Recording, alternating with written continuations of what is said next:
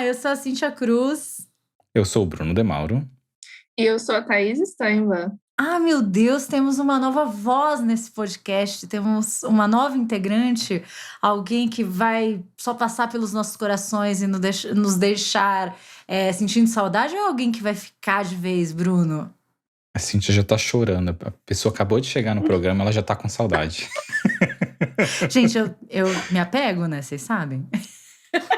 Mas você pode se apegar, Cíntia, porque eu também sou apegada a você. Oh, sim, gente, temos pessoas apegadas e temos convidados nesse podcast. Por quê? Porque a gente está atingindo uma certa maturidade, né, Bruno? Em que a gente consegue se organizar suficientemente, mais ou menos, para ter convidados. Bem-vinda, Thaís! Muito obrigada, gente. Estou muito feliz de estar aqui com vocês.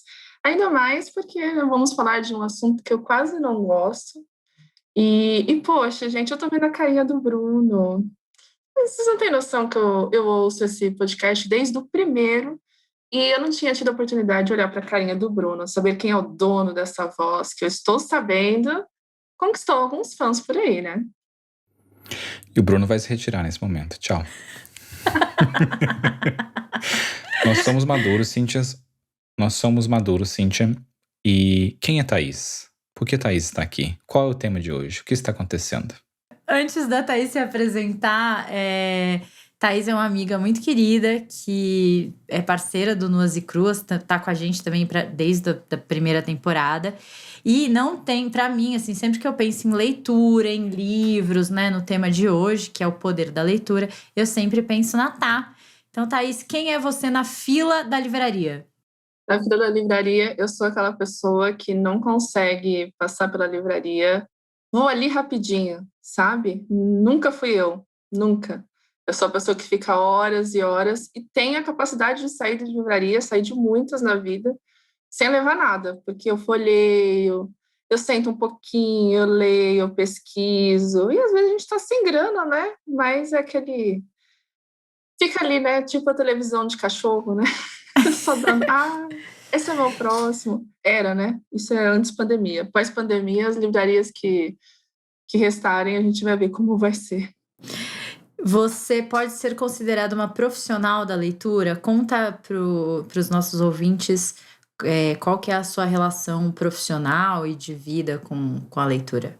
Eu sou escritora e eu lembro, assim, que a minha relação com a leitura ela é muito íntima, porque por muita curiosidade de tentar explicar as coisas para mim mesma. E eu descobri que eu tinha esse momento com a leitura, era um momento que eu estava muito focada, que eu me foco muito até hoje, né? Lendo. É um momento que eu olho muito para um outro mundo, né? Para o mundo que o escritor, a escritora está propondo, e eu mergulho muito em mim mesma ao mesmo tempo.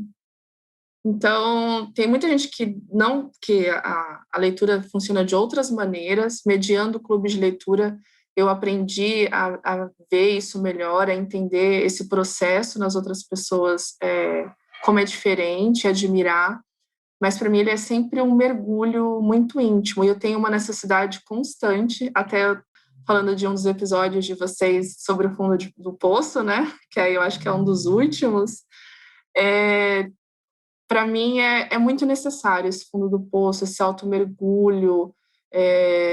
Acho que eu já aprendi a sair, já faz um tempo, assim, eu tenho uma grande necessidade desse recolhimento do mundo, assim, desse estar comigo. Estando com o livro, estar comigo. Queria deixar uma coisa clara aqui nesse episódio de leitura, porque eu estava pensando sobre eu quero deixar registrado que se você é uma pessoa que não lê muito, nós não vamos te deixar culpado porque você não lê muito, porque eu já estou me protegendo jamais. aqui. Exato, porque eu não leio muito, já li muito, mas hoje não leio muito. E vamos falar também uma parte sobre isso, né, do como o nosso cérebro reage à leitura e tal, mas se você está ouvindo, esse programa não é para você se sentir culpado se você não lê. Mas se você lê, vai ter um monte de indicação de livro que vai ser mais fácil ainda para você ler. Esse episódio é para você se sentir provocado a ler Muito mais, bom. né? Então, este episódio é uma provocação. E a Thaís, além dela escrever, então ela toca algumas rodas de leitura, né? Tá, você quer falar um pouquinho, se as pessoas quiserem ver as coisas que você escreve na internet, onde que elas podem te achar? Há muitos anos atrás eu tinha blog, mas foi algo que eu não levei para frente. Hoje eu publico algumas coisas no Instagram mesmo, é só lá, @Thaís_Steinbach. Depois vocês vão ver, o Bruno vai deixar linkado. Eu escrevo contos eróticos, eu gosto de escrever coisas diferentes. Eu acho que essa é só uma das possibilidades que a leitura dá, porque quem lê, quem gosta de ler, ou quem gostaria de ler mais, às vezes as pessoas falam: ah, não, você tem que ler os clássicos, ah, não, você tem que ler isso ou ler aquilo, e tem um lugar de marginalização nas leituras de escritores. Cara, eu não penso assim. Então, por exemplo, literatura erótica, eu gosto, escrevo. Ficção, eu acho que para quem gostaria de ler, quem tem essa culpa e está sentindo, eu leio pouco, eu gostaria de ler mais, ou eu não tenho o hábito de ler, eu acho que você tem que ouvir menos o que as outras pessoas falam de, não, você tem que ler, você tem que ler esse livro aqui, não leia, sei lá, autoajuda, não leia tal categoria. Cara, vai ler o que você gosta. Leitura é músculo, e músculo você tem que exercitar. Uhum. É simples assim. Aí depois você vai abrindo os horizontes. Acabou o programa, é isso. Não precisa de mais nada. Eu sempre que a gente fala de leitura e as pessoas ficam dando essa. Normalmente você tem toda a razão, tá? As pessoas sempre pensam na leitura se comparando a alguma coisa, a alguém, a algo.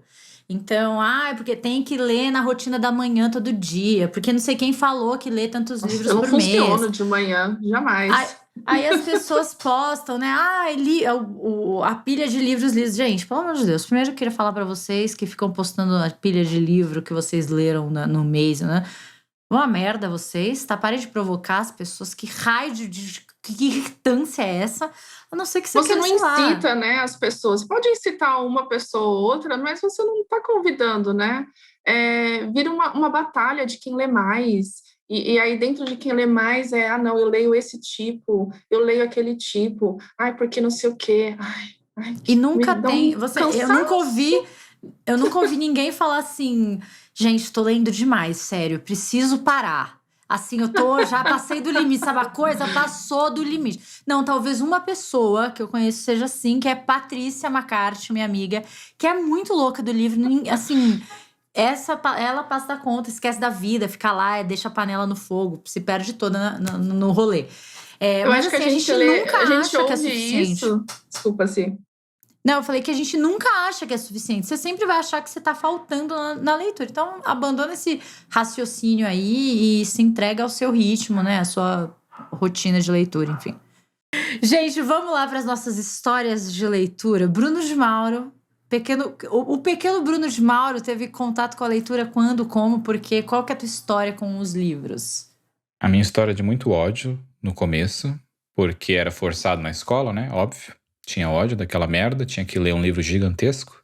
O primeiro livro que eu li foi Don Quixote, ou Don Quixote, meu espanhol agora, como você pode ver, é ótimo.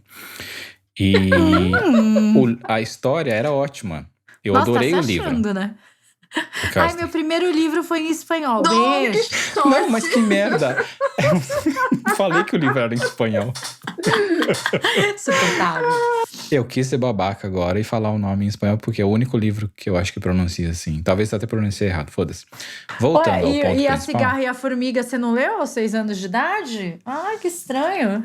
Não, eu tô falando livro que eu li, não que minha mãe lia pra mim. E eu não lembro os livros. Acho que Pequeno Príncipe ela leu pra mim. Mas por que você acha que Opa, já temos aí um assunto. Por que você acha que os livros que leram pra você não foram livros que você leu? Polêmica não é que eu não aqui no acho. podcast. Eu acho que nunca olhei por esse lado. Que os livros que leram pra mim foram livros que eu também li. A cabeça explodindo agora. Sim, por isso a importância, quando a gente fala, tem aí programas culturais de leitura, né, promovidos por grandes empresas, por ONGs, etc. Tudo que a gente ouve é conteúdo, desde a barriga. Estamos aí com Cíntia para não me deixar negar. E os livros que os nossos cuidadores, e daí de pai, mãe, vovô, tio, familiar, professores e professoras leem para você, contadoras de histórias, leem, são livros que você lê, porque são livros que mesmo que você não se recorde, não tem aquela lembrança vívida de quando você mesmo começa a ler, porque ele é um hábito depois, né? Que a gente nem lembra que um dia não soube ler, né? Só que todo o conjunto de emoções fica lá. Você pode não se lembrar das histórias, mas você vai lembrar da cara que a pessoa fazia, da entonação de voz, do que aquilo te despertou. Tanto que, indo para um lado mais, quando a gente fala de. Deixa eu tomar muito cuidado com a palavra que eu vou usar agora, mas de ensinamento para crianças, a gente recomenda tomar muito cuidado, porque muitas coisas você pode colocar naquela cabecinha desde criança, assim, tanto das suas crenças pessoais, como tudo que você tem acesso desde sempre, né? E a maturidade é uma coisa que vai acontecendo. E aí você chega onde fala, não, mas o livro que eu lembro é do Dom Quixote. Poxa, mas você deve ter ouvido muita coisa antes disso, muitas histórias, nem de livros, né? De contação de histórias mesmo. Eu quero reformular. Somos todos contadores de histórias. Eu quero uma segunda chance nesse programa. Por favor, me deem ela, porque agora eu lembrei dos livros e das histórias que vieram e vou começar de um outro modo, que é...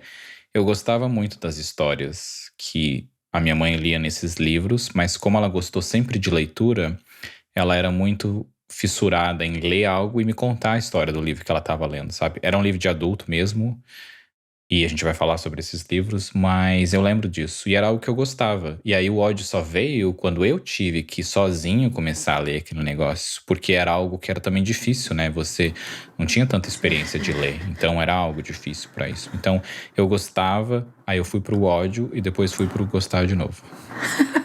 Entendi. Mas é assim mesmo. E você, Si? Eu comecei, assim, eu lembro do primeiro contato mesmo com a leitura, a história triste, né? Eu não podia fazer educação física no colégio, por conta, né, do meu problema de visão. Se você não sabe do que eu tô falando, volte no episódio Fundo do Poço. Volte uma casa. A dor que nos move, entenda. E aí eu não podia participar da educação física e eu também não podia ficar lá jogada na escola, largada, enfim. E lá no interior, a biblioteca, né, lá do colégio sempre ficava aberta, assim. Então eu ficava na biblioteca. E aí eu entrava numa pira, eu comigo mesma, porque só tinha eu na biblioteca, né, com, sei lá, 7, 8 anos de idade. De quantos livros eu conseguia minha amiga, ler. desde a infância. Bate aqui, gata. E eu entrava numa pira, tá? De quantos livrinhos lá eu conseguia ler naquele período da educação física. E, gente, livro infantil, bititico, né? Então eu lia 3, 4, ficava super empolgada e tal. Então esse foi o meu primeiro contato que eu me lembro, assim, muito forte. Depois, um grande espaço aí sem leitura, eu entrei em contato com Sabrina. Lembra, tá? Que eram uns livros, não eram eróticos, mas eram... Não sei o que é aquilo, né? Tá, não é erótico, é um pseudo, assim. Cara, só que, tipo, nossa, eu e as minhas amigas, a gente lia muito Sabrina. Tinha outros nomes, né? Sabrina, fulana, ciclana, beltrana e tal. E era muito erótico. Era tipo assim, a cena erótica era... Sei lá, passou as mãos pela sua nuca e, sei lá, deu um beijo. Era isso, a gente... né? Meu Deus, enfim. E aí que eu percebi, que eu entendi... que eu conseguia ler um livro grande, né, assim, e tal. E aí, minha filha, foi daí para Paulo Coelho.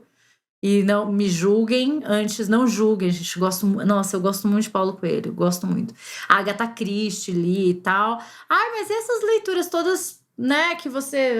não sei o que, foi bem mais velha, assim, na época do vestibular e tal. Mas a minha adolescência foi assim. E eu não tive... espelho em casa, minha mãe não tinha o hábito de ler, nem, assim, a gente não tinha livro em casa, nada disso. Porém, Thaís, guarda essa informação para um vinho, eu descobri que a minha mãe escrevia contos quando ela era nova, mas a gente falou sobre isso. Contos meio Sabrina. Mas eu só descobri Olha! depois de adulta, porque eu achei uns rascunhos. Falei, nossa, mãe, que é só eu escrevia. Eu sempre quis mandar para umas revistas que publicavam, mas nunca tive coragem. Fica Que aí, né? bonitinha! E você Fica aí leu e essa gostou? reflexão. Li, gostei. Achei meio água com açúcar, né? Gente, eu sou de uma era 50 tons de cinza, né? O que é um conto erótico à la Sabrina pra gente? Mas Por sim, mas favor, né? gostei. Fiquei feliz dela escrever e tal, mas que pena que ela não teve coragem de publicar. E E você, Thaís? você? Olha que legal! Cara, na minha casa também, meu pai, coitado, era semi-analfabeto quando eu nasci, e minha mãe tinha um hábito de leitura, assim, mais livros nesse estilo também, embora na minha casa tivesse Machado de Assis, que era um livro dela de solteira, Guimarães Rosa, Machado de Assis e mais uns livrinhos assim, mas que eu pessoalmente nunca vi. E ela deixava ali guardadinho na estante e nunca vi ela lendo, né? E assim, eu comecei a ler comecei a querer aprender a ler por uma coisa muito, muito peculiar. Eu queria saber o que era sexo, com 6 anos de idade. Eu queria saber do que os adultos falavam quando não estavam na minha presença, por que eu não podia assistir a novela das 8, esse tipo de coisa. E por que Aquele tinha tal algumas de assunto de revistas. adulto, né? Isso é assunto de Isso! adulto. E eu ligava isso, eu não sei como, em que momento eu ligava isso com as revistas que eu não podia ver na casa dos tios, a revista que meu pai guardava, primos mais velhos. E assim, eu comecei a querer ler porque eu precisava muito saber do que eles estavam falando, muito, muito, muito. E foi assim que... Aí o meu primeiro contato foi muito bonitinho, foi com uma cartilha ABC que meu pai comprou, que assim, por mais que eles nunca tiveram o hábito da leitura, eles sempre me incentivaram muito, muito, muito. Então, antes, quando eles viram que eu gostava, mas não tinham dinheiro. Então, meu pai comprou essa cartilha, eu aprendi a ler. Aí, eu já entrei no primeiro ano, né, lendo essas coisas.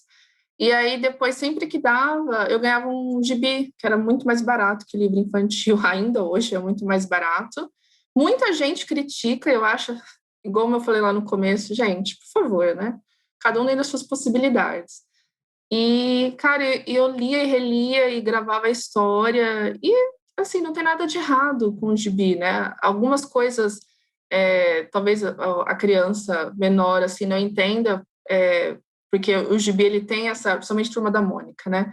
Ele tem essas onomatopeias, ele usa bastante desse recurso. Mas, cara, super válido. E, nossa, eu li muito a Sabrina. Muito a Sabrina. Eu escondi isso por muito tempo. Da Turma da Porque Mônica pra Sabrina, né, gente? É foi isso. assim. Eu tenho um livro, até hoje, um desses livros que me marcou, porque a cena da primeira noite romântica do casal lá chama A Esposa Cantada, o livro de Claire Delacroix. Tem, sei lá, 20 páginas. E assim, é tudo descrito nos mínimos detalhes. E para uma criança, uma pré-adolescente de 12, 13 anos, aquilo é nossa, né? Aquilo é nossa. Então, foi bem assim, os meus primeiros inícios. Mas na escola eu fazia educação física, não era como você, sim. Eu gostava, mas assim, eu participava do recreio, da interação social.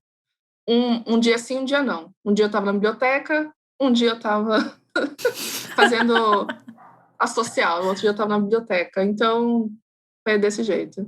Eu acho que vale um texto chamado Da Mônica à Sabrina. E, enfim, desenvolva.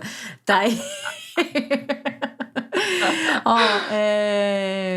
eu acho muito interessante essa coisa do exemplo na leitura, né? Assim, eu falei que eu não tinha exemplo, e aí, conforme vocês foram falando, eu fui lembrando que a minha avó paterna, né, a avó Dirce, lia muito, lembro dela lendo, e ela tinha uma bibliotecazinha pequena, assim, na casa, mas a gente só passava as férias lá. E, cara, o gibi... Nossa, a gente não tinha muito gibi em casa, mas a minha mãe tinha uma amiga que o filho... Ela assinava, então tinha uma cesta imensa de gibis na sala. Nunca vou esquecer disso, era um negócio surreal. E como o gibi é importante porque é um tipo de leitura que a criança Não tem o peso do Don Quixote, né, Bruno? Aquele livrão e tal, não sei o quê. Mas como a gente se prende ali e gasta tempo naquilo e tal. Como foi importante lembrar disso agora. Eu li o gibi também e não lembrava que lia o gibi. Gibi da Mônica, né? Óbvio, tinha que ser, porque é um dos melhores, tem que fazer parte da gente crescer. E eu lembro de ler alguns da Marvel também. Mas o da Marvel era algo que pra mim era um pouco perdido ainda, porque como eu tinha referência da... Eu acho que era mais adulto, né? Como eu tinha referência da Mônica, quando eu via personagens mais adultos naquela desenho, era algo que eu não me identificava. Era como aquilo não pertencia a mim. Ai, gente, Sou Mônica, assim também. Mônica. Nunca me identifiquei com Marvel. Mônica, se você estiver ouvindo a gente, beijo pra você. Você é maravilhosa, esteve presente na nossa infância. Maurício de Souza, me liga. Vamos falar um pouquinho do poder da leitura, então, gente. A Thaís falou no começo, né, que às vezes a gente até se esquece que teve que aprender a ler, porque é algo que é tão rotineiro na nossa vida, ainda mais hoje, com celular, com mídias. Você tá lendo o tempo inteiro, né? Só que a leitura é um salto, assim, de evolução para os seres humanos muito grande, né? Então, o hábito da leitura é uma coisa cotidiana, mas para os seres humanos, não. Então, será que... E tem sempre uma discussão que acontece quando se fala sobre a leitura, que será que a gente está lendo menos hoje? Ou será que a gente está lendo mais, né? Considerando aí a mídia digital e tal. E aí, a gente vai deixar na descrição do episódio um vídeo do pessoal da Antofágica, que é uma editora que eu gosto bastante. E eles escorrem lá, né, ai, como que ela chama? Enfim, sei que ela Piccolo, eu nunca lembro o nome dela. Enfim, mas no vídeo eles falam um pouco sobre esse processo mental, e ela cita da leitura uma pesquisadora, uma neurocientista que chama Marianne Wolf, que explica a importância do hábito da leitura para o nosso cérebro. O livro, quem tiver interesse, chama O Cérebro no Mundo Digital. Tá aqui na minha lista de livros, mas eu não vou ler agora, fica aí, nota mental. Ela vai explicar a importância do hábito da leitura para o nosso cérebro e ela lembra que a gente não nasce com o gene da leitura. Não existe na nossa genética, a gente tem genes para comunicação e para o contato, mas não para leitura. Então, imagina o esforço evolutivo, o esforço que o teu cérebro tem que fazer para identificar, né, esses vários símbolos e conseguir dar um sentido para isso. E essa aquisição evolutiva mudou completamente o nosso cérebro e a maneira que a gente absorve e sente as coisas. Então, quando a gente lê, novas sinapses se formam que jamais se formariam, porque a gente, para conseguir ler, conecta diversas áreas do cérebro que dificilmente se conectariam. Então, quando você está com um livro aberto ali lendo, a sua visão está ativada, a sua audição, porque quando você lê, você está de alguma forma ouvindo, entre aspas, né, as palavras que você está lendo. A sensação, porque a leitura te leva para lugares e você percebe coisas e sente coisas. A cognição, a emoção e até a parte motora, muitas vezes, né, porque você está ali segurando o livro, enfim, tem todo um processo. Quando a gente lê, o nosso cérebro ele tem essa capacidade de transformar a palavra em emoção, em sensação. E por isso que a gente, de alguma maneira, está co-criando, né? Somos co-criadores daquilo que está sendo escrito, do que a gente está lendo. E esse é o grande barato cerebral da leitura. Quando você vê um filme, está dado para você a cara do Primo Basílio. Você tá vendo ali, tá o cabelo, não sei o quê. Agora, quando você lê, o meu Primo Basílio é o meu Primo Basílio. Ninguém vai ter um Primo Basílio igual o meu, da Thaís, do Bruno e tal, né? A gente cria esse personagem que é nosso e tal. Isso não existe em filme, no próprio gibi, porque a imagem tá lá também. Isso é maravilhoso pro nosso cérebro, né? Quando a gente lê, e aí ela vai continuar a discussão, né? sobre esse lance da leitura digital e da leitura dos livros e tal. E ela fala assim: quando a gente lê uma única palavra, o nosso cérebro resgata milhares de lembranças. Uma única palavra. E a gente pode até fazer um exercício aqui. Se eu falar jardim, sei lá, o que vai resgatar na memória de vocês, né? Quem tá ouvindo a gente, Bruno, Thaís, talvez você lembre da casa da sua avó, talvez você pense, nossa, eu nunca tive jardim. Talvez você fale, nossa, eu preciso regar minhas plantas que eu esqueci. Sei lá a referência que o teu cérebro vai fazer.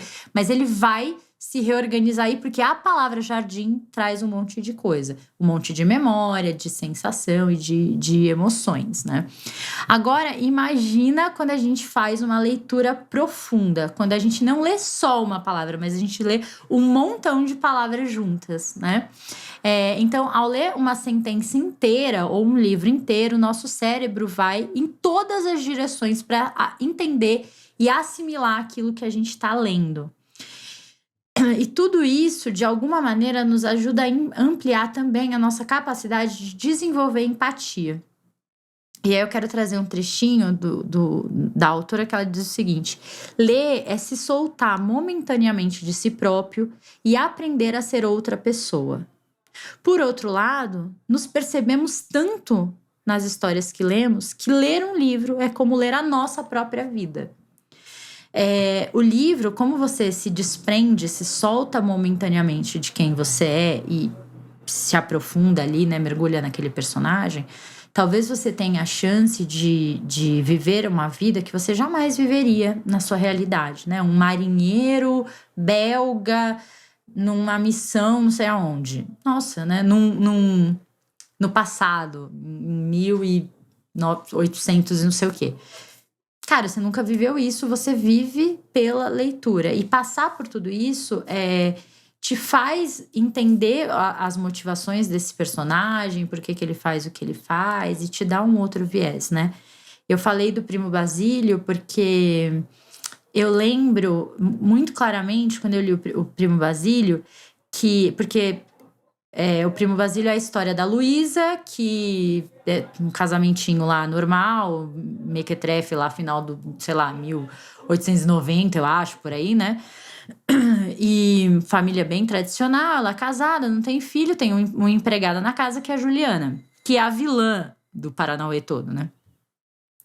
E quando a gente vai entendendo a história da Juliana e percebendo quem é a Juliana nessa casa, quem é a Juliana em relação à Luísa, porque a Juliana descobre o caso da Luísa com o Primo Basílio e começa a chantagear, e aí a gente vai se divertindo com os processos ali, né? Enfim.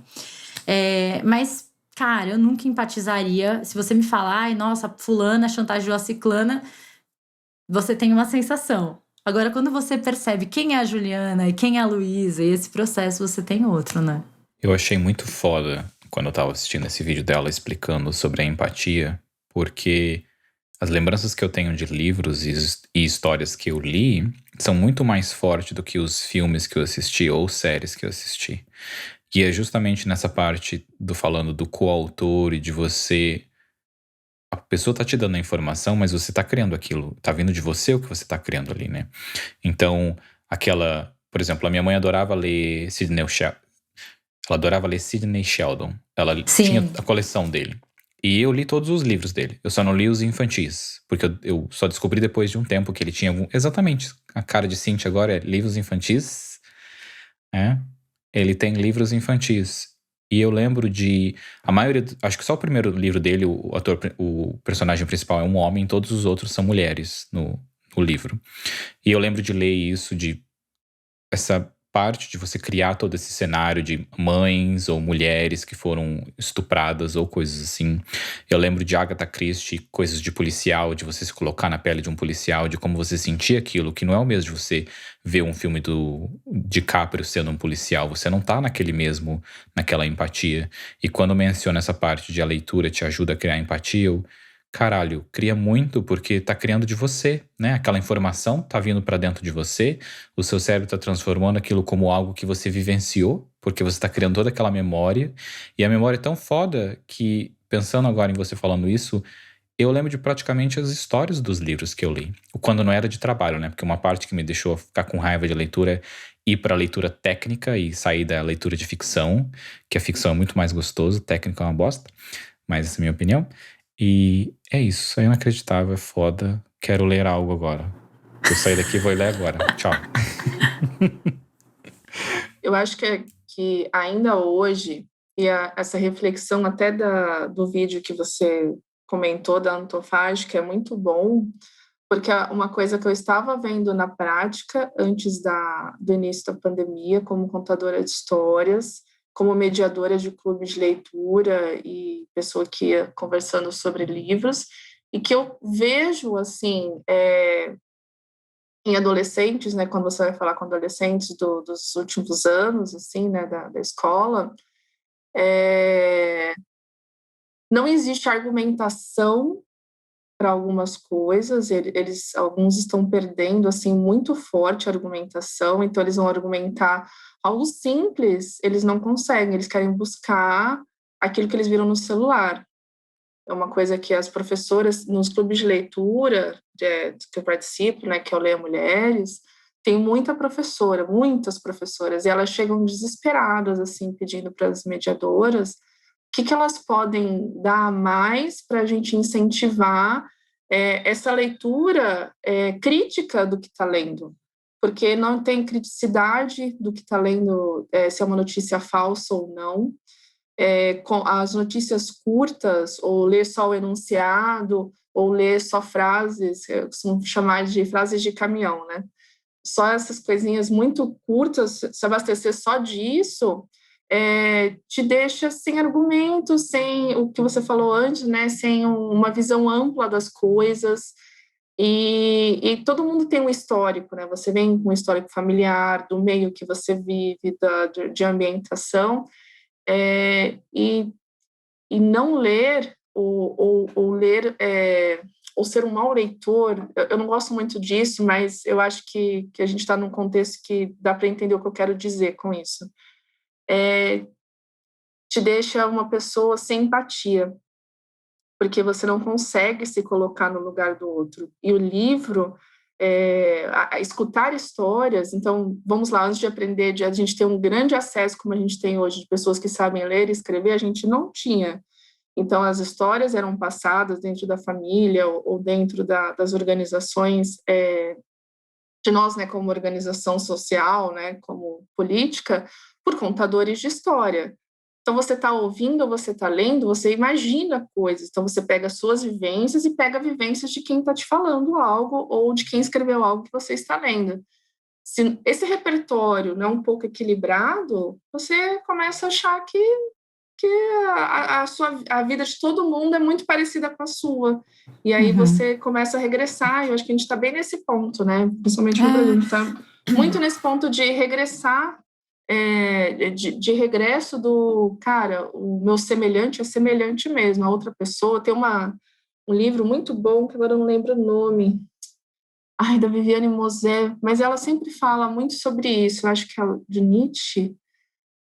É muito legal isso que ela fala e que ela escreve também. Mas o iraniano Amos Oz também fala isso de uma maneira muito brilhante. A gente tem que lembrar constantemente que ser humano tem dor. Então, o que dói em mim, dói em você.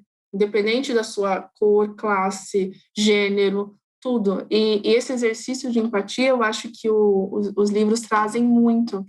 E a gente não pode esquecer como as nossas histórias são contadas. Por exemplo, já vou emendar um assunto. A gente leu no Mulheres Campinas esse ano um livro chamado Úrsula, da Maria Firmina dos Reis.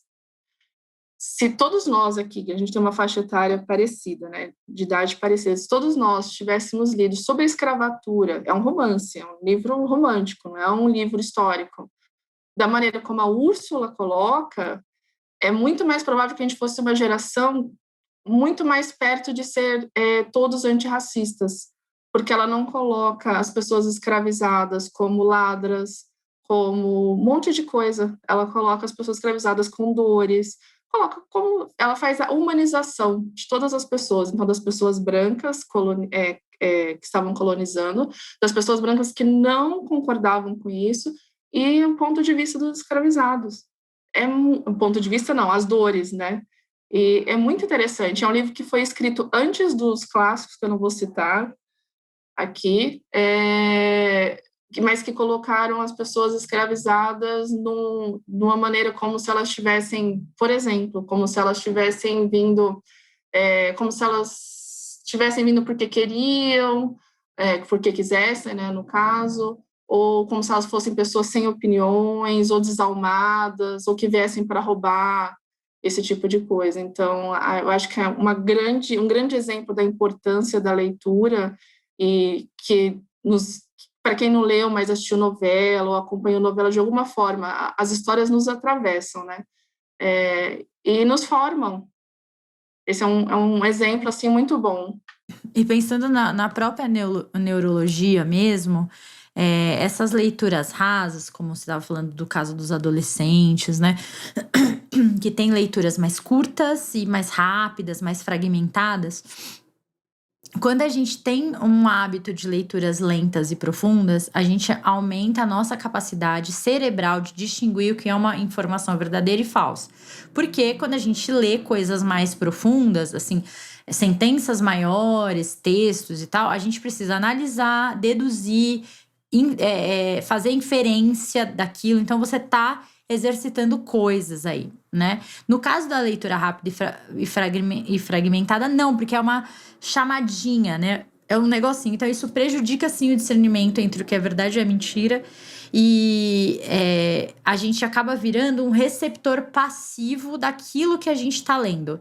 Sabe quando você tá rolando ali teu feed e aí vem umas frasezinhas de efeito, não sei o quê. Você lê aquilo e passa, né? Muitas vezes você não para e tipo, reflete sobre aquilo, porque é uma luzinha, né? Assim, e vai. Agora você lê aquilo e nunca mais volta. Você nem lembra do que leu, porque você tá lendo tanto daquelas frasezinhas ali de nada que, tipo, presta atenção no seu dia, quantas frasinhas você vai ler e tenta no final do dia lembrar algumas delas que você leu. Não importa o quão mais bonitinha que ela foi, ou, nossa, que foda, é mesmo, deveria fazer isso. Fazer o quê? Não lembro, não vai lembrar. Não, vai olhar a sua biblioteca de prints que você dá nas coisas, as frases que você já printou, que você não sabe nem por que você falou, meu Deus, que é isso? Que eles não faço a menor ideia, né? E assim, elas agora estão desconectadas das emoções, né? Vai ler um texto inteiro da Viviane Mosé, por exemplo, e me fala se você não vai ficar ali um bom tempo da sua vida, tipo, pensando, né? Inclusive, Viviane, se você estiver ouvindo a gente, beijo pra você. Esse programa é mó chaveco. Me liga, me chama, Nossa. me fala que eu vou. Entra na minha casa, entra na minha vida. Cara, ela é muito maravilhosa. Bruno, 2 cacheadas malucas hoje com você. Você tava preparado, né? Ó que legal que aparece na pesquisa lá da Marianne Wolff, que ela fala do cérebro bileitor, que eu achei muito legal, que eu acho que é uma coisa que vale a pena dar uma estudada, que segundo a autora, num futuro bem próximo, a gente pode, né, ela não tem como saber, desenvolver 2 circuitos cerebrais para lidar com a loucura. Com a leitura, que pode ser uma loucura. Um para leitura lenta e profunda e outro para essa leitura rápida, fragmentada. Então, por exemplo, eu, Thaís e Bruno, que lemos livros grandes e lemos fragmentos também, o nosso cérebro tá aí, ó, o tempo inteiro tentando se adaptar a esses 2 momentos, né? Então, estamos aqui, ó, desenvolvendo nossos circuitos aí bileitor. Eu não vou pretender que eu leio tanto quanto vocês. Eu vou me colocar mais no lado de um ser humano normal aqui. Ou de um ser humano homem, que lê menos do que mulher, né? Porque a gente sabe que mulher é muito mais inteligente, por isso lê mais. A cara de Thaís ali, confirmando no olhar dela. Olha a biblioteca no fundo de Cíntia lá, na imagem, que vocês não conseguem ver. Mas eu vou me colocar na parte de alguém que lia muito, mas parou de ler e tenta voltar e nunca mais voltei. Muito por causa dessa parte técnica, porque é isso que eu tinha pra dizer. Move on. Mas Bruno, vem ler comigo.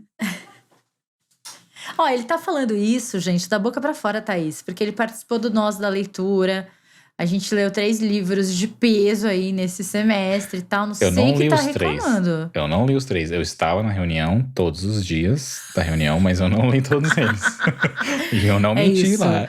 Revelações aqui, gente. Muito Eu não bom. queria desclassificar a leitura técnica ou a leitura profissional, porque quando a gente senta e foca a atenção, não importa se é na literatura ou na leitura de trabalho, técnica, você está desenvolvendo partes aí do seu cérebro que são importantes. Talvez uma leitura técnica não vá, né?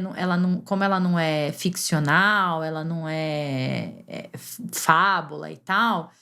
Talvez ela não desenvolva tanto essa questão mais emocional e tal, mas a sua imaginação tá acontecendo do mesmo jeito, porque você tá visualizando aquilo que você tá lendo e tal. Então, tem uma importância, sim, para o teu cérebro a leitura técnica.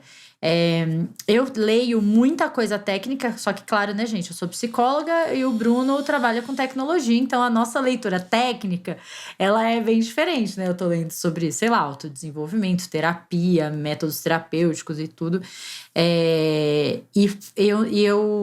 Quando eu tava pensando aqui no conteúdo pra gente gravar, eu falei, nossa, mas eu não sou uma pessoa muito da literatura, assim, né?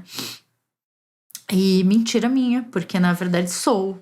Não leio com tanto volume igual a leitura técnica, mas leio bastante. Separei até uns livros aqui que eu li nos últimos meses e tal. E a gente acabou de ler do Yalom o Enigma de Spinoza, né? Que é um romanção grande.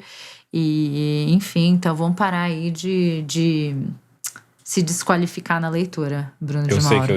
Eu sei que eu estava xingando muito a parte técnica. E pesquisando sobre esse tema me fez entender uma coisa. Porque nós sabemos que hoje a humanidade só existe onde está por causa da escrita e por causa da leitura, porque nós mantivemos a informação, né? Eles tem um documentário na Netflix sobre um polvo. Você já viu? É um cara que ele documenta um polvo por vários anos. Nossa, é muito bom. E mostra o quanto que ele é inteligente, quase no mesmo nível que um ser humano. Mas o que acontece é toda a informação que ele ganhou na vida dele vai embora com ele quando ele morre. Então, a espécie dele não tem conhecimento nenhum. Tem o conhecimento, por exemplo, não toca no fogo porque queima sua mão. E etc. E você precisa aprender isso sozinho e eles vivem sozinhos, então ele não compartilha. Como a gente vive em grupo, a gente compartilha sentimentos e experiências, mas a gente compartilha o conhecimento. A gente escreve algo que a gente aprendeu, não sei, sobre a nossa estrela, sobre o Sol, e depois de alguns anos aquela informação, na verdade, estava um pouco errada. A gente vai, tem mais conhecimento, mas porque aquilo foi registrado, a gente não voltou do zero, né? A gente voltou daquela parte. Então, eu sempre pensei da escrita técnica como a coisa mais importante da humanidade, que é manter a parte de engenharia, matemática, tudo, linguagem, a mesma coisa, tudo continuando. Mas eu nunca tinha parado para pensar na importância de um Harry Potter ou na importância de um Sidney Sheldon, porque é a empatia e essa parte, entre outras coisas, né? O seu cérebro e identidade cultural e tudo isso.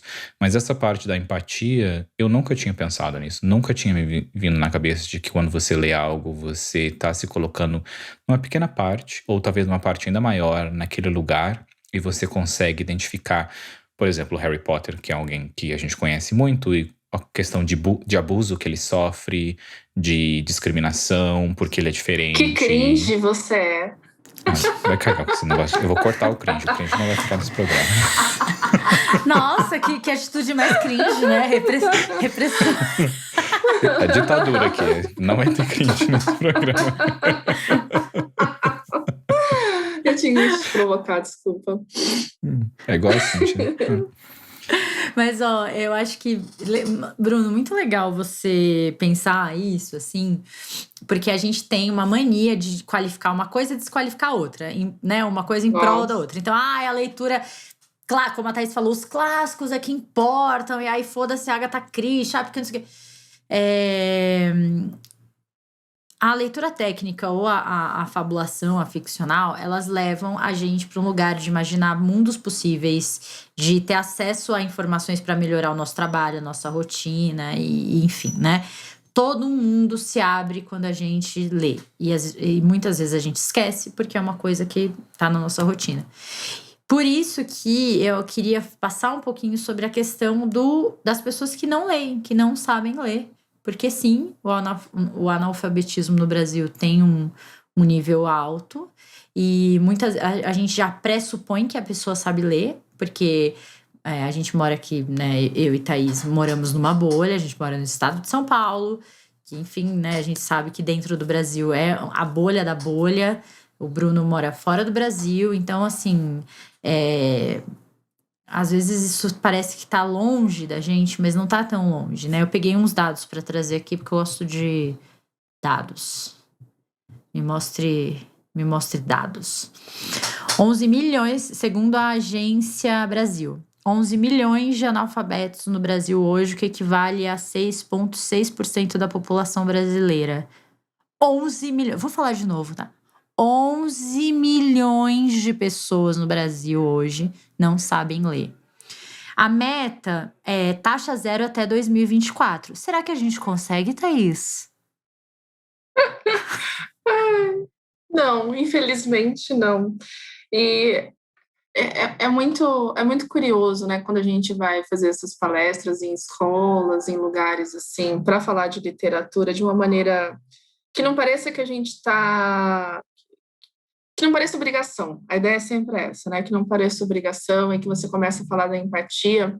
Um pouco antes de fechar tudo, eu fui convidada para ir conhecer um projeto na cidade de Campinas, e que era de adultos que foram alfabetizados depois de adultos, né? E que eles gostaram tanto de estudar que eles queriam fazer vestibular para participar de uma faculdade, muito bonito, assim, curso técnico, todas essas coisas.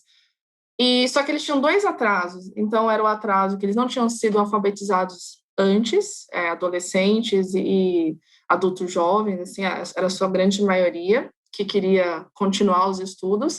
Eles também não tinham familiaridade com uma coisa que para a gente parece assim muito simples, né? Que é o celular, que é a internet. Então eles não tinham familiaridade.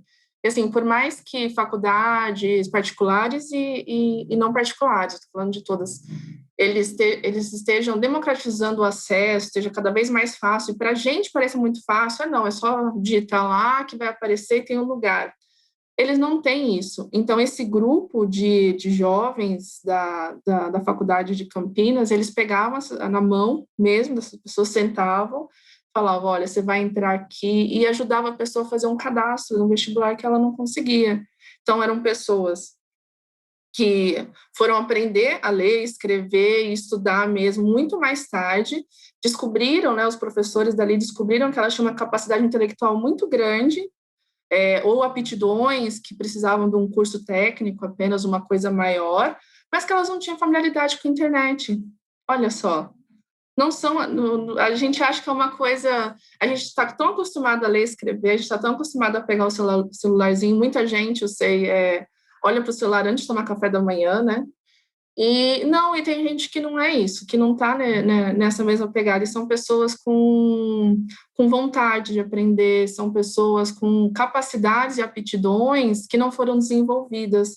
Então, quando a gente fala de 11 milhões que ainda são pessoas analfabetas, a gente precisa pensar desses sonhos de 11 milhões de pessoas que se perdem. E o quão esses 11 milhões de pessoas têm uma vida esvaziada. Poderiam agregar, né? Tem uma vida esvaziada, tem um monte de habilidades que estão paradas ali. Tem muita gente que fala, mas as universidades têm projeto, tem não sei o quê. E isso faz a gente entrar numa outra discussão, que eu não quero entrar hoje, mas só o quão as pessoas se sentem pertencentes desses espaços, né? Será que um analfabeto, uma pessoa que nunca teve contato, ela vai entrar numa faculdade e achar que aquele é o lugar dela? A gente tem uma construção social que faz com que as pessoas não se sintam parte e pertencentes desses espaços. Então, enfim, quero trazer só mais uns dados aqui que eu achei importante lembrar. Quando a gente pensa no percentual, né, dos 200 e poucos milhões de habitantes, 3,6% dos analfabetos, né, do todo do Brasil, ou dos 11 milhões, eu não tenho certeza, está entre 15 e 60 anos, 3,6%. brancos. Entre pessoas entre 15 e 60 anos, brancos. As pessoas entre 15 e 60 anos, pretos e pardos, 8,9%.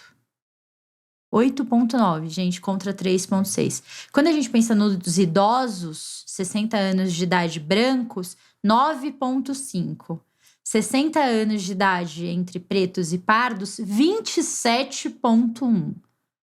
Mas, enfim, né, como a gente sabe, não existe racismo no Brasil, isso aqui é só coincidência, né? Que quase 30% desse montante de idosos que são analfabetos sejam pretos e pardos. E aí tem uma frase Pode. Não, aproveitando o gancho que você falou exatamente dessa intersecção do problema da alfabetização, né, cores e gêneros e tudo, se a gente pensar que as pessoas negras, mulatos, negros, crioulos e pardos só tiveram acesso à escola pública no Brasil em meados do último século, né, no final, né, do último século, 1930 e alguma coisa, é muito recente. E como isso prejudica de muitas maneiras, né? A gente, como sociedade, né? O pessoal gosta, todos nós gostamos, eu acho que a gente que está no Brasil, ou até quem está fora, eu estava tendo essa conversa ontem com o Bruno e com vários amigos que moram fora, a gente nunca esquece que é brasileiro. A gente tem uma coisa, né? Que te identifica. E eu acho que ninguém quer o mal da sua nação. Eu acho que ninguém faz. Eu realmente não quero acreditar que as pessoas fazem as coisas por maldade, assim, Eu não acredito em maldade, em bem e maldade, né? Mas quando a gente começa a ler as coisas com criticidade, a gente pega esse tipo de informações e você vai pegando informações, né? Então, você está ouvindo esse podcast, você lê um jornal, jornais de confiança, você ouve analistas sociais de confiança, você começa a ver como a gente está atrasado, não por um PIB, mas por um ideal de nação que a gente não está junto faz muito tempo, e de como é importante que isso mude para a gente chegar naquele ideal de nação que a gente gostaria, que muitos de nós gostaríamos, que é uma nação mais unida, com diálogo. Eu acho que essa falta de uma leitura crítica, de mais tempo dedicado, ela afeta a gente de muitas maneiras, e uma dessas maneiras é não conseguir construir um diálogo com pessoas que discordem de você em qualquer coisa. E assim, eu acho que não dá pra gente romantizar a questão do acesso à escola, da leitura e tudo, porque tem, diferente da gente, né, que enfim, temos os nossos privilégios, tem criança de 7 anos de idade que tem que escolher entre trabalhar e colocar comida em casa ou estudar, né? E assim, eu acho que ela não Temos vai escolas escolher, que não voltaram, né? Enfim, então tem uma frase aqui para fechar do Antônio Cândido, que é do Direito à Literatura, foi citado lá no vídeo, eu não li esse texto, mas que eu achei que casa muito com o que a gente está falando, que é negar a literatura, a fabulação, a ficção, as pessoas, é mutilar a nossa humanidade. Então, né, nós temos aí 11 milhões de pessoas que têm a sua humanidade de alguma maneira mutiladas por conta disso. Nossa!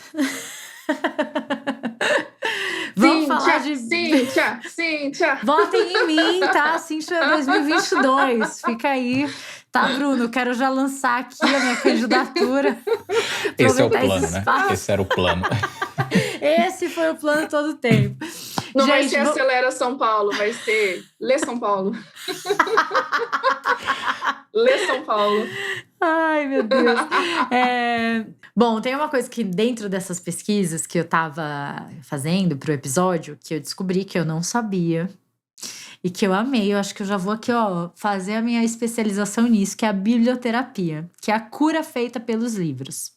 E aí, gente, esse lance de biblioterapia é um negócio que já vem lá da Grécia, sei lá, tinha médico, não sei, que prescreviam livros para dentro do tratamento das pessoas. Então não era só a erva de não sei o que, chá de não sei o que, ainda tinha um livrozinho ali, ó. Esse livro é específico para curar dor de cotovelo, chifre, final de relacionamento, mãe que não sei o quê, pai ausente, tal, tinha todo um lance aí. E aí, existem 2 vertentes da biblioterapia. A de desenvolvimento, que pode ser praticada por bibliotecários, e a clínica, que pode ser praticada por psicólogos. No Brasil, a gente tem uma pessoa, uma psicóloga que fala e desenvolve isso, que chama Cristiana Seixas, e ela fala muito sobre a importância e o impacto da leitura em grupo, o quão ela né, as rodas de leitura são curativas e tal.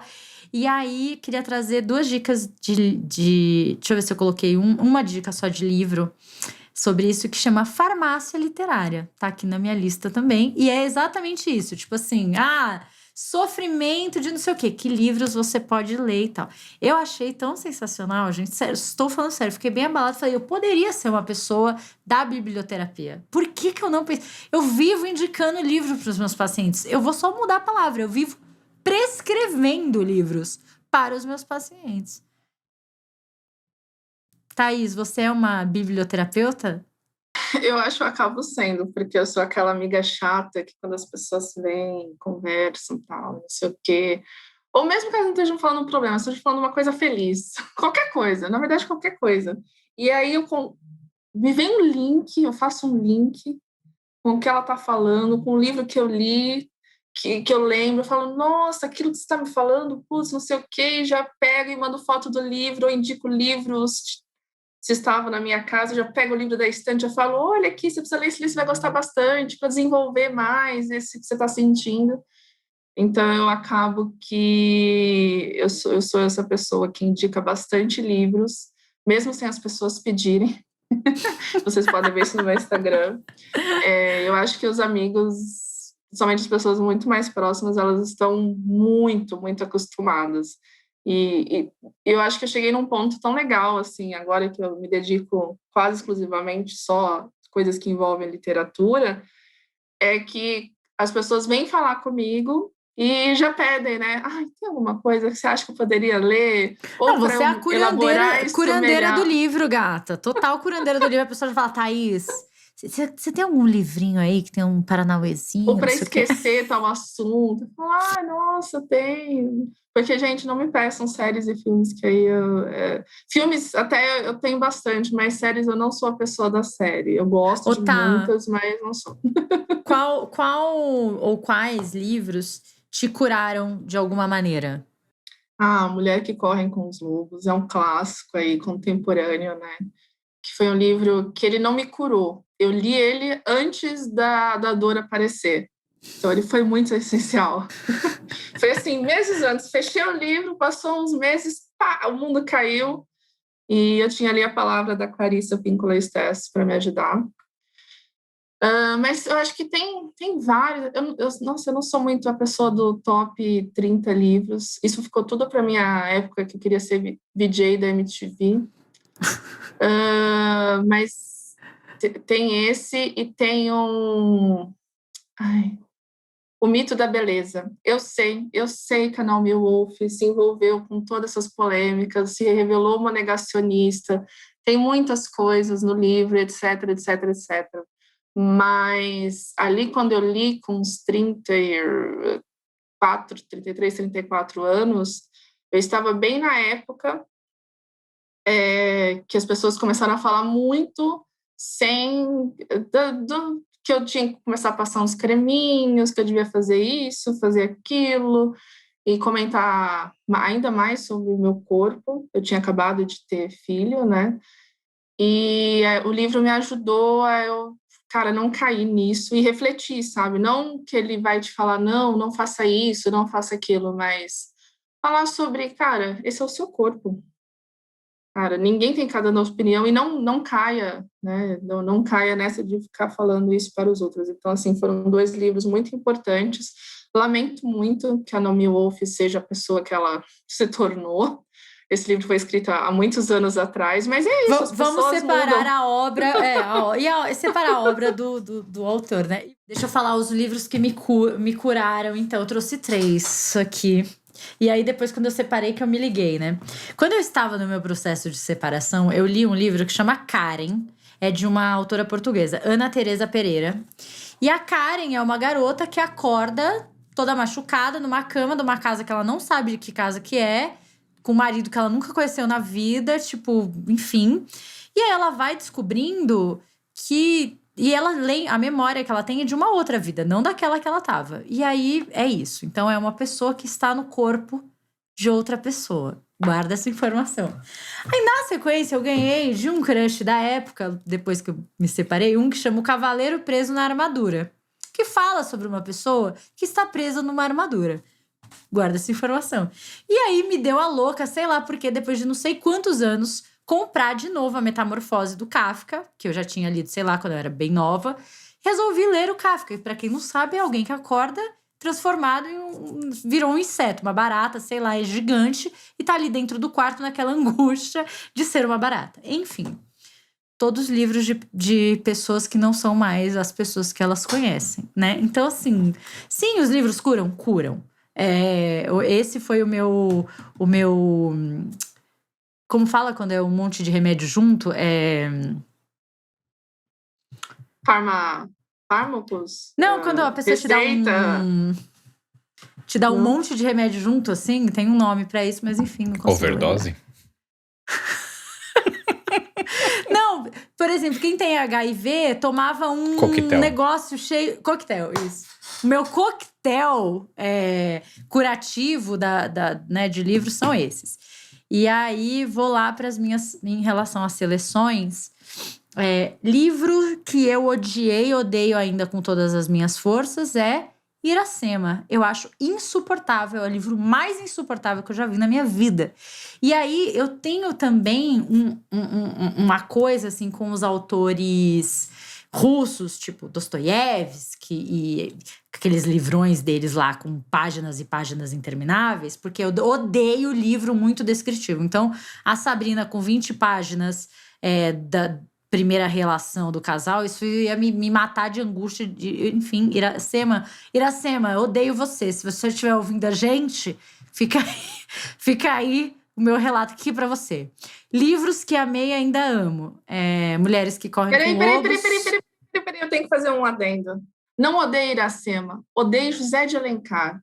Porque ele que colocou na cabeça de todos os brasileiros e todas as pessoas que leram a porcaria desse livro que os negros, as pessoas negras e as pessoas nativas, os indígenas, eram pessoas aproveitadoras, que estavam só esperando para serem colonizadas, que não conheciam a palavra de Cristo. Olha, então eu vou refazer aqui minha fala, que é José de Alencar, se você estiver ouvindo a gente, vai se fuder, tá? Que a gente não precisa... Tô por aqui com você, eu tô por aqui com você. Bom, livros que amei e que ainda amo, né? Mulheres que Correm com Lobos tá, sim, na minha lista aí, gosto muito. Sou completamente apaixonada pelo Primeiras Histórias, do Guimarães Rosa. Eu acho que cada vez que eu leio aqueles contos, Nossa, Terceira Margem do Rio é um dos contos mais lindos que eu já li na vida, assim. Aí tem, né, Admirável Mundo Novo, Revolução dos Bichos. Tem um autor brasileiro que eu gosto muito, que é o Daniel Galera. O último que eu li foi Barba Ensopada de Sangue, que é muito bom. E a trilogia Profecia Celestina, fica aí, adoro um livro Zazalaui. Então esses são os meus livros maravilhosos que eu amo.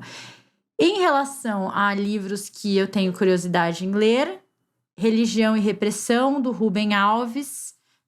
Não acho em lugar nenhum para comprar, ele vive esgotado e é um livro que eu queria muito ler. Eu amo Rubem Alves, maravilhoso. E esse livro, enfim, não sei, não consigo achar de jeito nenhum. E tenho curiosidade para ler os contos do Tchakov. Fica aqui a dica. Em relação aos filmes, temos O Nome da Rosa, que é um clássico sobre leitura e uma leitura maquiavélica, uma leitura que pode acabar com a sua vida. Não vou dar spoiler do filme, que tem quase 90 anos, né, de idade, mas enfim, que você não viu ainda.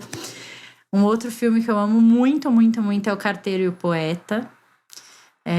Sensível, lindo, sutil, maravilhoso. E fala sobre esse processo também de entender metáforas e a poesia e tal. Tem um clássico que é O Leitor, né? Que a gente acho que já falou alguma coisa sobre esse filme aqui. E tem 2 que eu ainda não assisti, mas que já me indicaram várias vezes e tá aqui na minha listinha, que é A Livraria, da Isabel Coixet, não sei se é assim que fala, mas fala sobre feminismo e sobre livros e tal. E Fahrenheit 451, que também é um filme que eu tô curiosa aí pra ler sobre um filme que eu tô curiosa pra ver, porque também fala sobre como seria um mundo onde os livros são perigosos e são proibidos. Então é isso. Thaís, livros que você odiou. Eu acho tão ruim assim falar em ódio. Mas tem os livros que eu não sou assim muito fã. Mas eu vou na da Cíntia também, que, cara, o Iracema, José de Alencar é um livro que eu lembro que eu li sem ter me identificado. E hoje, depois de ter conhecido o livro que eu falei lá atrás, da Maria Firmina dos Reis, eu tenho um ódiozinho dele. Eu tenho um ódiozinho dele. Então, não rola. Livros que eu amei, ainda amo. Poxa, eu acho que eu tenho um carinho especial por todos os livros que eu leio.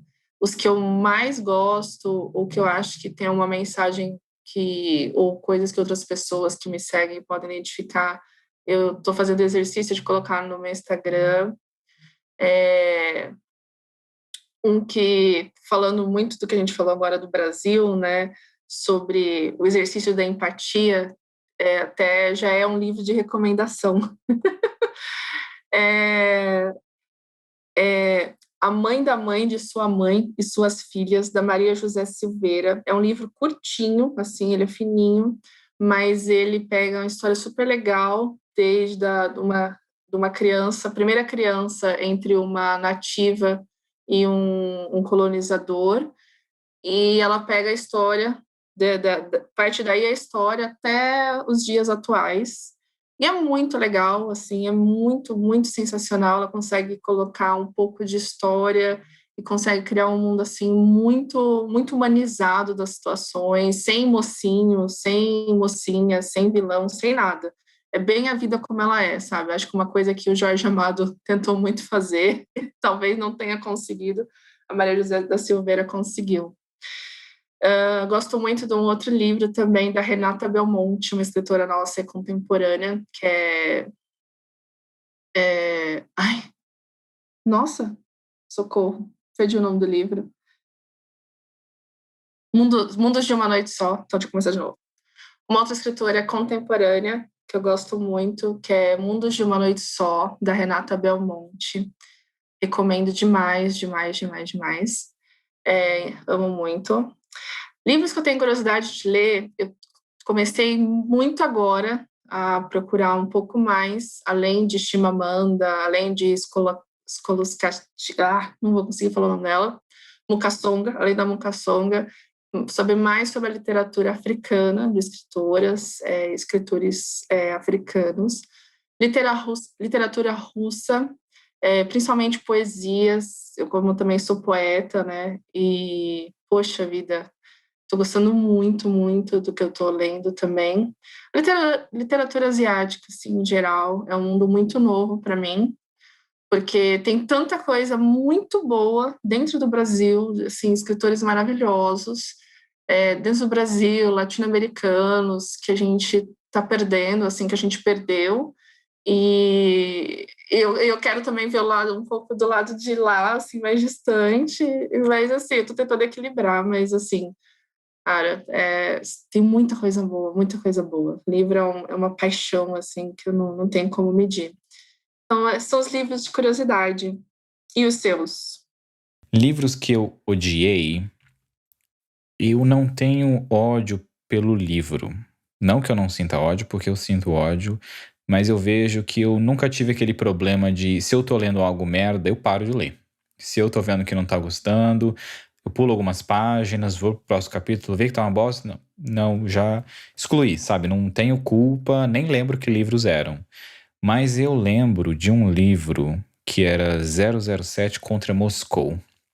E era um livro antigo e eu acho que tinha uns 20 anos quando eu li. E era sensacional, falava sobre o Expresso do Oriente, aquele trem lá o Transiberiano, e nossa, que coisa maravilhosa. Só que o que acontece com o 007, eu, garoto, que li o primeiro livro do 007, eles não têm finais. Eles terminam para você ir comprar a porcaria do próximo livro. E é igual é uma série, né, que termina com aquele gancho e você tem que assistir a porra do próximo episódio. Só que eu nunca achei o outro livro. E mesmo hoje, eu não, acho que uns 5 anos atrás, eu lembrei dessa história, porque tá na minha memória. O jeito que ele descrevia o local, tudo o que aconteceu, e eu nunca consegui voltar e ler a continuação. Então, vou dizer que eu odiei esse livro só pelo final, porque termina sem terminar. Mas o livro era ótimo, desse livro. Não fica como indicação, não vá ler esse livro, porque não tem fim. Mas livros que eu amei. O meu livro favorito da vida é O Reverso da Medalha, do Sidney Sheldon. E ele é um dos meus favoritos porque ele tem um livro dentro do livro. E foi a primeira vez que eu li um livro que acontecia isso, sabe? Que tinha uma história dentro da história. E essa história dentro do livro é algo tão foda que eu queria que tivesse um livro só sobre aquela história, sabe? Que tinha que expandir mais, apesar de ser uma história longa dentro do livro, importante para a história. Eu recomendo para um monte de gente, já dei de presente para várias pessoas também esse livro.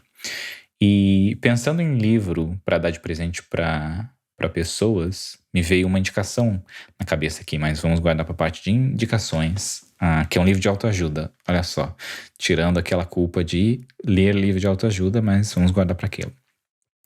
Livros que eu tenho curiosidade de ler é o 1984, porque eu sei que um monte de gente fala desse livro. Eu acho que estamos num momento importante agora, e sempre estivemos, né? E eu quero ler esse livro, mas eu não parei ainda para olhar nele. Então vou ver se paro depois da gravação desse episódio para ver mais sobre essa história e se eu compro o livro com o Kindle agora e leio. E se você morasse aqui, eu te emprestava. Eu tenho tudo do George Orwell. E mandar pelo correio vai demorar 2 meses para chegar, então mais fácil comprar. Não vai compensar financeiramente. Não. E também essa parte, o dinheiro. E você mencionou sobre literaturas estrangeiras. Eu acho que desde que eu aprendi a ler em inglês, eu leio alguns livros em inglês e vejo uma diferença do jeito de se expressar e do jeito de sentir. E eu sou culpado de dizer, né, porque eu cresci no Brasil, então a minha literatura é majoritária brasileira, e eu sei a quantidade de sentimento que existe lendo algo em português. E histórias nossas são algo que eu não consigo ter em inglês. E eu não sei se um dia eu vou ter essa quantidade de cultura ou de literatura inglesa para conseguir ter a mesma quantidade de sentimentos. Também existe que a nossa língua é uma língua mais rica, né? Questão de gênero e palavras, como nós descrevemos elas. Mas eu vejo que ler em outro idioma é uma coisa ok. Não sei se um dia isso vai mudar, acho pouco provável, mas não tenho muitas expectativas lá. E indo agora para a parte de recomendações, Thaís vai precisar de 7 horas agora para dar recomendações de todas. Vamos lá, Thaís, você começa. Ai, poxa vida, Bruno. Não, eu vou tentar ser breve, assim. Como muitas pessoas me procuram falando, ai, um sobrinho vai nascer, uma pessoa conhecida vai ter filhos, o que eu posso dar, assim, livros para crianças? Cara, todo livro é válido. Então, livros para ler na banheira, que é um momento muito gostoso. Eu sou uma pessoa muito a favor da gente voltar, não, da gente se questionar o quanto que a gente pode terceirizar os afetos das famílias, assim, afeto mesmo, que é atenção, é olho no olho, é um momento para si, é uma coisa que eu ouço muito junto com os trabalhos que eu fazia com as psicólogas, de reclamações de crianças e adolescentes de todos os níveis sociais, escola pública, privada, tudo, todas as cores, dessa falta assim que faz, a falta que o contato faz. E um momento de leitura pode ser um contato muito importante, como você falou lá no início, né, do que a gente lembra, enfim. Então, eu separei umas leituras nesse sentido. Então, livro infantil, talvez até você lembre, que é o Marcelo Marmelo Martelo, da Ruth Rocha. É um livro muito, muito, muito indicado. É um livro facinho de ler, que os pais leem para os filhos. Ele é um pouquinho poético, mas fala da construção da língua de uma maneira muito leve. E depois a criança vai ler sozinha, é um momento muito gostoso. Aí, a Cintia vai ficar orgulhosa de mim, os dois próximos.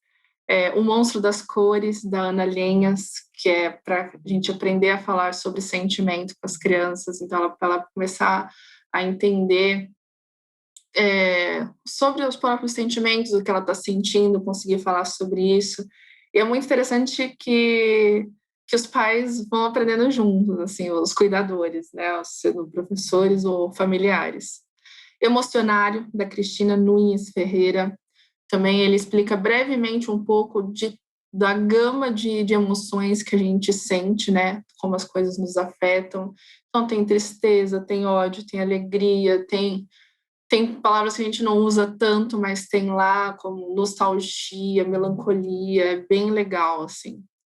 A diferença entre felicidade, alegria, bem interessante. E a ilustração é linda, assim, é um livro assim muito lindo, muito lindo. É para crianças, é infantil, mas é para pais também. É um livro bem recente que é Sinto que Sinto, do Lázaro Ramos, e também do Mundo Bita. Quem é cuidador aí conhece aí de cor as musiquinhas do Mundo Bita. Então, o ator e escritor Lázaro Ramos fez essa parceria e saiu um livro lindo, que tem música dentro do livro, e música é uma coisa assim que eu amo demais, demais, demais da conta. Então, tem playlists para livros, e esse livro, assim, para pais, cuidadores musicais, crianças que gostam também, que querem mais com música, algumas coisas com música, sem ser aquele livro especificamente musical. Dentro do livro tem uma poesia musicada, e aí você coloca no Spotify, na internet, no YouTube, você vai achar a musiquinha que o Mundo Bita fez, que é essa poesia música. É muito lindo. Eu sinto que sim, também para falar de sentimentos e também falar de ancestralidade, esse livro é muito bom. A Bruxa do Batom Borrado, de Anderson Novelo, é um livro engraçadíssimo, mas fala de empatia. Então, esse é um livro muito engraçado.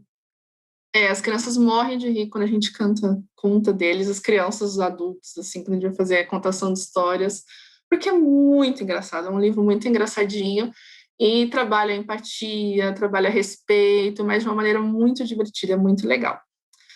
Um livro infanto-juvenil aí, né, para quando estamos aí na pré-adolescência, eu acho todos válidos. Harry Potter, Nárnia, acho todos esses muito válidos, mas eu vou puxar o saco do Brasil, né? Então a gente tem aí a Luna Clara e o Apolo 11, de Adriana Falcão. É um livro sensacional. Ele é um livro que eu não estou em casa, né? Não estou gravando de casa. Então, ele é 2 livros em um só. Em algum momento do livro, as histórias da Luna Clara e do Apolo 11, elas vão se encontrar. É muito legal, é muito, muito bonitinho. E livros, assim, na verdade, da Thalita Rebouças, tem o Fala Sério Mãe, Fala Sério Irmã, Fala Sério Irmão. Não são necessariamente uma série, né? Mas esses livros já as pessoas conseguem assistir, tem filme dela na Netflix de livros dela, então dá para fazer esse link, né? Que é um público que já está mais acostumado com telas e tudo mais, é bem legal. Livros adultos, O Feminismo é para Todo Mundo, da Bell Hooks. É um livro para homens e mulheres muito simples de ler, para entender o que é feminismo, do que a gente está falando sobre igualdade de direitos na prática, né? E não apenas na Constituição. É um livro, assim, muito fininho também, mas muito, muito simples. E eu não conheço uma única pessoa para quem eu tenha recomendado ou que tenha participado de algum clube que a gente tenha lido. Enfim, alguma pessoa que depois de ler fala, nossa, agora eu entendi. Todo mundo vem e fala, putz, legal, adorei, obrigada. Não é um livro querendo catequizar ninguém, é bem interessante. Tenho A Mãe da Mãe de Sua Mãe e Suas Filhas, da Maria José Silveira. E eu acho que para quem já gosta um pouquinho mais de ler e tá... Ai, eu queria ver uma coisa com continuidade. Por que não a série napolitana da italiana Elena Ferrante? É muito legal, assim, é apaixonante. E de livros, a Cíntia roubou uma das minhas indicações, que era a livraria da Isabel Cortex. Então, eu queria indicar a Sociedade Literária e a Torta de Maçã, que ainda está disponível na Netflix. E tem um, Bruno, eu não sei se você vai lembrar, ele passava na sessão da tarde, eu acho, que era Escrevendo uma Nova Vida. Você lembra desse filme? Em Palavras do Coração, geralmente sai assim, Palavras do Coração. Tinha uma adolescente rebelde que queria muito tocar numa banda de rock, mas a mãe dela não aprovava a música e ela escrevia escondido. Como eu falei, eu amo música, né? E esse filme tocava de várias maneiras. E ela recebe uma carta misteriosa pelo correio. Gente, vamos lembrar que não é agora, né? E ela vai ver quem é o remetente desconhecido dessa carta. E é uma pessoa de uma casa de repouso. E é muito, muito bonito, assim, a história. Então, putz, vai falar sobre a forma das palavras, como as palavras nascem, o significado das palavras para um adolescente, para um adulto, para uma pessoa que está na mais avançada na vida. Vai falar sobre ligações familiares, sobre ligações humanas mesmo, sobre respeito. Poxa, é um filminho que consegue misturar música e empatia e terceira idade e adolescência de uma maneira assim muito, muito legal. Então essas são as minhas indicações. Para mim, indicação de livro, eu quero indicar. Eu acho importante indicar o Dom Quixote, porque foi um Olha livro. aí. Foi um livro que eu esqueci a parte do ódio e reli de novo quando adulto. E é uma história muito legal. É muito incrível como ele representa as coisas que ele toca. Eu acho que é muito bacana o jeito que ele representa ele ficando o maluco, entre aspas, e o dragão, e salvando, e o jeito de se colocar nos lugares. Eu acho que é uma história muito legal, vale muito a pena ler. E eu falei de um livro de autoajuda, porque foi um livro que eu acho que esse livro é o que eu mais comprei para dar de presente para as pessoas, sabe? É um livro fininho. Ele chama O Segredo da Mente Milionária, eu acho. Talvez tenha plurais ali que eu não lembro. E por que eu recomendo ele? Ele não, o porquê não. Se você for ver, ele é bem babaca no título e ele é bem babaca nas coisas que ele coloca no livro. Mas eu acho que para mim foi muito importante o aprender sobre o auto-sabotamento que a gente faz, sabe? No livro ele foca sobre dinheiro, né? Que se você cresceu com pais que tinham pouco dinheiro ou que tinham dinheiro flutuante, épocas com e sem, como isso você replica na sua vida adulta, bem provável que você replique. Mas eu acho que ele te dá visões tão legais fora do dinheiro, sabe? Se você pegar aquela informação que tá naquele livro e aplicar para outras coisas da vida, não só na porcaria do dinheiro, do jeito que ele menciona ali, dinheiro não é ruim, mas é que ele exagera ali. E eu acho que é muito legal como ele conta. E é fininho, acho que são 150 páginas, alguma coisa assim. Eu comprei acho que umas 5 cópias já desse livro, já dei pra muita gente e nunca mais recebi de volta. Às vezes algumas pessoas me dão algum livro que eu nem tinha comprado, que era de outra pessoa, de tanto que eu já dei esse livro como presente. Mas eu acho que vale muito a pena ler. Ensina assim sobre questão de dinheiro, mas eu acho que o jeito que ele faz você se analisar é muito legal. E eu aprendi muito com esse livro também nesse sentido. E eu tenho uma dica de filme, que é um livro, que é A Garota que Roubava Livros. E eu quero, Nossa, que memórias. eu quero Desculpa. terminar. Tudo bem. Eu quero terminar o episódio com esse livro / filme, que se você quiser ler, você lê. Se você também tem preguiça, vá ver o filme, porque é um filme. Vamos colocar aqui o link do trailer também. Eu não vou falar sobre a história. Não, vou falar sobre a história. Foda-se. Ele, no trailer, mostra que acontecia num período do nazismo e eles queimavam os livros em praça e como incentivavam as pessoas a fazerem o mesmo, e era legal você ter livro. Por que será, né, que era legal você ter livro? Talvez por causa do conhecimento e empatia. E, enfim, é um filme/livro muito legal. E eu queria trazer uma informação aleatória que hoje que nós estamos migrando do impresso ao digital e temos e-books, Kindles e Apple e tudo, eu acho muito importante ressaltar que nós não possuímos nenhum desses livros digitais.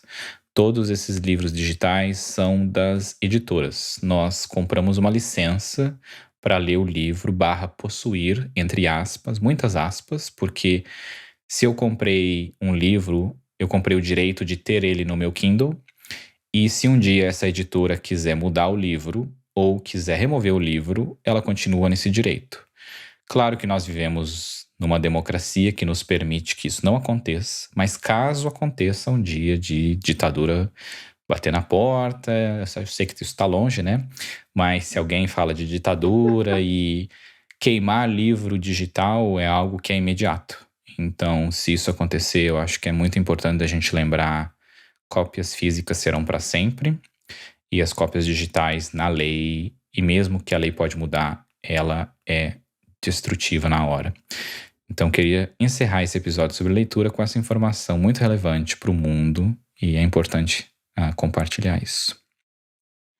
Thaís, amei demais estar aqui com você, receber você no Corajosamente, uma mulher cheia de coragem, que tem coragem de ler, que tem coragem de falar sobre o que lê e de unir mulheres em torno da leitura, ler mulheres, né? Então, assim, de fato, é um ato de coragem colocar tanta energia nisso. Beijo, Bruno, adorei estar com você no meio dessas mulheres faladeiras. A gente se vê no episódio que vem. Ai, Cíntia, foi um prazer. Obrigada pelo convite, você e o Bruno. É muito legal quando a gente tem a oportunidade de participar de algo que a gente admira bastante. Eu admiro muito esse podcast de vocês. E não preciso mais ficar rasgando tanta seda, né? A Cíntia já sabe como eu sou apaixonada pelo trabalho dela, por ela. Então, muito obrigada a todos vocês que tiveram a paciência e o cuidado, o carinho de ouvir a gente até aqui. Espero que a gente tenha conseguido, que eu tenha conseguido proporcionar um pouco de, como disse a Cíntia, uma provocação assim, para você ler mais, para você refletir sobre o que você lê. E se você não está tendo tempo para ler, por que você não está tendo esse tempo? Porque você acha que não vale a pena se dedicar? Vale a pena sim, vem com a gente. Thaís, muito obrigado. Foi um prazer imenso ter você aqui nesse programa. E queria também ressaltar que eu sempre falo dos cachinhos maravilhosos de Cíntia e tenho que falar dos cachinhos maravilhosos de Thaís, que estão aqui também na câmera. E um dia vai para o YouTube, então pessoas também vão poder ver esses cachinhos, como eu estou vendo. E foi um prazer, como sempre, falar com Cíntia e Thaís. É isso. Um beijo e tchau, tchau. Beijo.